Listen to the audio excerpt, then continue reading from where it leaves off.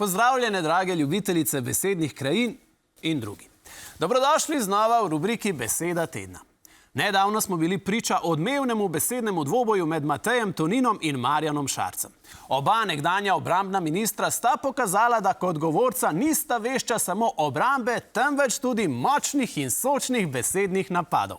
Drug drugemu sta seveda očitala zlorabo institucij. Našo besedocepsko pozornost je še posebej pritegnil stavek, ki ga je zapisal gospod Šarec. Citiram.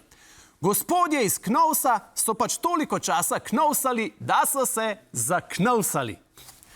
Beseda tedna.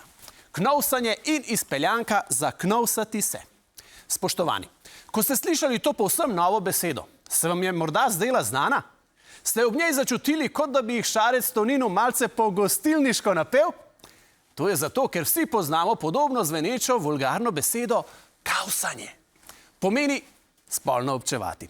Poznamo tudi izpeljanko zakavsati se. To pomeni, da tako dolgo in predvsem s toliko različnimi partnerji občuješ, da na neki točki zamudiš tisti pravi trenutek, ko bi se še lahko z nekom ustalil oziroma poročil. Zakavsati se pomeni s kavsanjem pretiravati. Analogno temu knovsanje pomeni intenzivno uporabljati mehanizme Knovsa, Komisije za nadzor obveščevalnih in varnostnih služb, za doseganje političnih ciljev ene politične stranke. Zaknovsati se pomeni s knovsanjem pretiravati do te mere, da te pod drobnogled vzameta slovenska policija in pravosodje, kar se je zgodilo NSI-ju.